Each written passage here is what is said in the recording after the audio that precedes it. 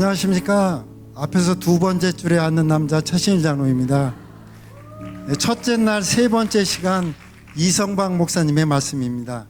저희 이 공동체는 남자 참석자가 2명밖에 없어서 그중 한 분이 고사하셔서 저보고 하라고 그러시더라고요. 작년 컨퍼런스를 통해서 생긴 건데 질서에 순종하는 몹쓸 품성이 생겨서 순종하는 마음으로 이 자리에 서게 되었습니다. 그러다 보니 작년에 이어 올해도 이렇게 또 발표를 하게 되는데 이러다 컨퍼런스 간증 전문되는 거 아닌지 모르겠습니다. 아무튼 이번 컨퍼런스의 주제가 큰 추수입니다. 어떻게 큰 추수를 이룰 것인가? 큰 추수는 저절로 되는 것이 아닙니다. 첫째로 농부가 되겠다는 결단입니다.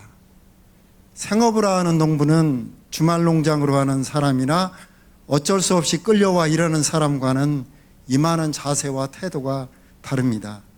농부는 생계를 책임지는 자로서 목숨 걸고 일합니다.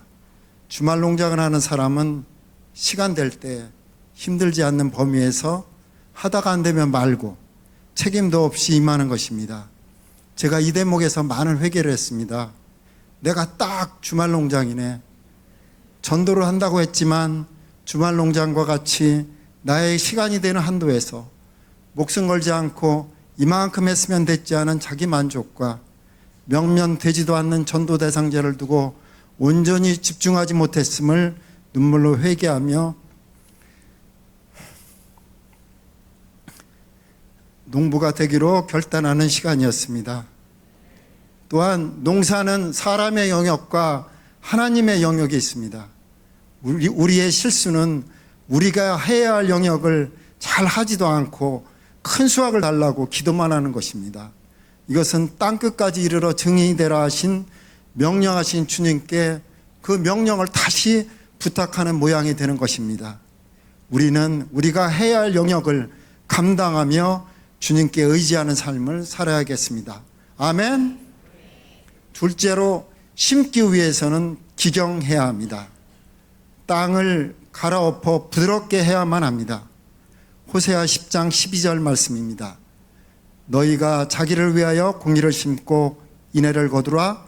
너희 묵은 땅을 기경하라. 지금이 곧 여호와를 찾을 때니 마침내 여호와께서 오사 공의를 비처럼 너희에게 내리시리라. 에레미야 4장 3절 말씀입니다. 여호와께서 유다와 예루살렘 사람에게 이와 같이 이르노니 너희 묵은 땅을 갈고 가시덤불에 파종하지 말라. 말씀대로 나를 갈아엎어야만 하는 것입니다. 무엇을 갈아엎는다고요? 파종을 위해서 나를 기경해야만 하는 것입니다. 에레미야 4장 4절 말씀입니다. 유대인과 예루살렘 주민들아 너희는 스스로 할례를 행하여 너희 마음 가죽을 베고 나 여호와께 속하라. 그리하지 아니하면 너의 악행으로 말미암아 나의 분노가 불같이 일어나 사르리니 그것을 끌 자가 없으리라. 내 마음을 기경해야만 하는 것입니다. 내 마음을 어떻게 바꿔야 하는지 살펴보도록 하겠습니다. 첫째로 내 태도를 바꿔야만 합니다. 과거 번성하지 못하던 삶의 습관들을 바꿔야만 합니다. 이래서는 안 돼. 나는 이래서 안 돼. 이런 게 되겠어? 하는 비관적이고 포기하는 실패자의 태도에서 난 할 수 있어. 주님이 함께 하시는데 못할 게 어디 있어? 하는 이기는 자의 습관으로 바뀌어야만 합니다. 에레미야 22장 21절 말씀입니다. 내가 평안할 때에 내가 내게 말하였으나 내 말이 나를 듣지 아니하리라 하였나니 내가 어려서부터 내 목소리를 청종하지 아니함이 내 습관이라. 하나님의 말씀에 집중하는 태도의 삶으로 바뀌어야만 하겠습니다. 요한복음 15장 2절 말씀입니다.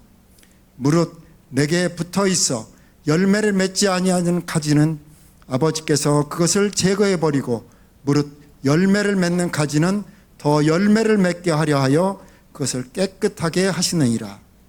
우리에게 열매 맺지 못하게 하는 가지가 있습니까? 있으면 가지를 치고 힘과 노력을 집중해 좋은 열매를 맺을 수 있도록 해야만 합니다. 에레미야 4장 3절 말씀입니다. 여호와께서 유다와 예루살렘 사람에게 이와 같이 이르노라. 너희 묵은 땅을 갈고 가시덤불에 파종하지 말라. 나쁜 습관 가시덤불이 번성을 일어나지 못하도록 막는 것입니다. 누가복음 8장 14절 말씀입니다. 가시떨기에 떨어졌다는 것은 말씀은 듣는 자이나 지내는 중 이생의 염려와 재물과 향락의 기운이 막혀 온전히 결실하지 못하는 자요. 이런 자는 비전을 받았으나 결단은 못하는 자인 것입니다. 마태복음 6장 31절에서 33절 말씀입니다. 길으니까 다 같이 봉독하도록 하겠습니다. 그러므로 염려하여 이르기를 무엇을 먹을까 무엇을 마실까 무엇을 입을까 하지 말라. 이는 다 이방인들이 구하는 것이라. 너희 하늘 아버지께서 이 모든 것이 너희에게 있어 주를 아시느니라. 그러므로 너희는 먼저 그의 나라와 그의 의를 구하라. 그리하면 이 모든 것을 너희에게 더하시리라. 이 말씀은 결단하라고 하시는 것입니다.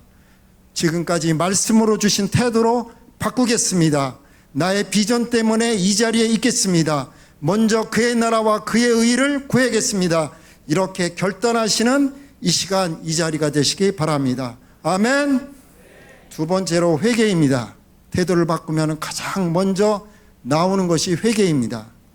창세기 1장 28절 말씀입니다. 하나님이 그들에게 복을 주시며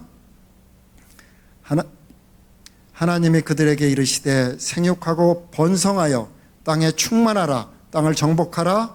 바다의 물고기와 하늘의 새와 땅에 움직이는 모든 생물을 다스리라 하시니라. 우리가 이렇게 창조되었습니다. 죄가 들어옴으로 이것이 깨졌습니다. 이를 회복하기 위해 예수님께서는 회개하라고 하십니다. 우리가 죄를 가지고서는 절대 번성할 수 없는 것입니다. 사도행전 2장 38절 말씀입니다. 베드로가 이르되 너희가 회개하여 각각 예수 그리스도의 이름으로 세례를 받고 제사함을 받으라. 그리하면 성령의 선물을 받으리니. 성령은 번영의 영, 번성의 영, 부흥의 영인 것입니다. 이를 받는 것은 회개를 통해 받을 수 있고 이를 통해 부흥을 이룰 수 있는 것입니다. 아멘. 요한복음 14장 17절 말씀입니다. 그는 진리의 영이라 세상은 능히 그를 받지 못하나니 이는 그를 보지도 못하고 알지도 못함이라. 그러나 너희는 그를 아나니 그는 너희와 함께 거하시며 또 너희 속에 계시겠습니다. 성령님은 진리의 영이십니다. 내 안에 거짓이 있고 죄가 있고 회개가 없으면 성령님이 없고 또한 성령의 선물인 부흥의 영도 없는 것입니다. 우리가 태도를 바꾸고 회개하고 성령의 선물인 부흥의 영을 받아 성장하는 공동체 되시기를 축복합니다. 아멘. 세 번째로 우리의 비전인 추수에 집중해야 합니다. 비전이 아닌 것에 마음을 나누어서는 안 됩니다. 요한복음 14장 15절 말씀입니다. 너희가 나를 사랑하면 나의 계명을 지키리라. 사랑은 마음을 나누지 않습니다. 하나님은 하나님께 50%도 아니고 90%도 아니고 100% 집중하시기를 원합니다. 강의 다음날 아침 큐티가 욥기 마지막이었는데 그날 적용 질문이 보배처럼 여기는 것을 기꺼이 드리겠느냐였습니다.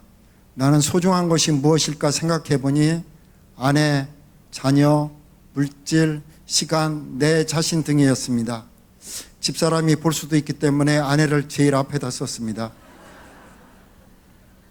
이렇게 쓰고 아브라함처럼 내 자녀를 드릴 수 있니? 집이고 통장이고 너의 물질을 다 드릴 수 있니? 100% 다 할 수 있니? 물어보실 때 믿음 없음을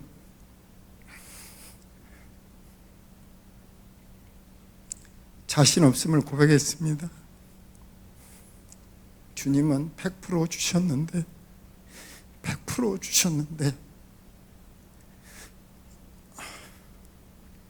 그럼에도 주는 그리스도시요 살아계신 하나님의 아들이심을 고백하며 나아가는 저를 긍휼히 여기시고 연약한 이 심령을 용서하시고 더 굳건한 믿음 위에 설 수 있도록 인도해 달라고 기도하였습니다.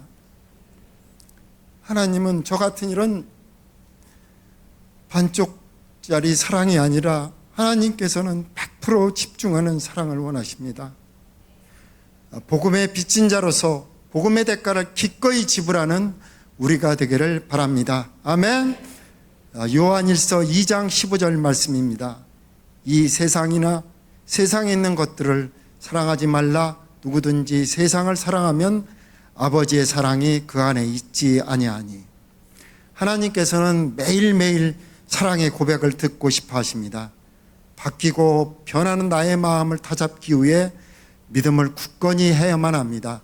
믿음은 포기하지 않는 것입니다. 믿음은 흥정이 아니고 끝까지인 것입니다. 힘들고 지치지만 하늘을 바라보며 끝까지 지상 명령을 완수하고 주님의 영광에 드는 이 마음이 일어나야만 하는 것입니다.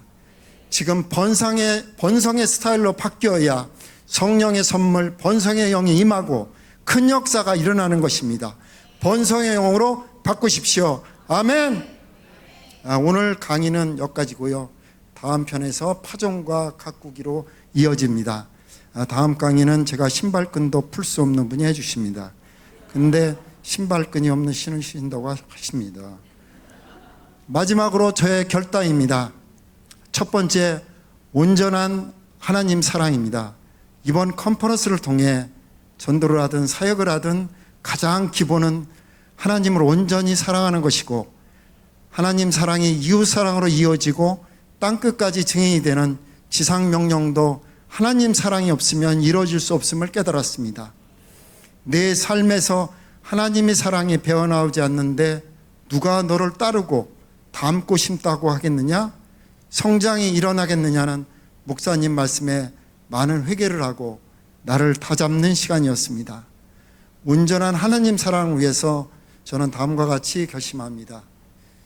예배 설교를 요약하고 적용했던 것을 정리하고 돌이켜보며 믿고 순종하며 행하는 삶을 성실히 이루어 나가겠습니다. 올 초 목표대로 성경 이독을 꼭 지키겠습니다. 피곤하다고 지키는 날이 점점 늘어나는 새벽기도 더욱 열심히 드리겠습니다. 두 번째로 주말 농장에서 농부로의 결단입니다.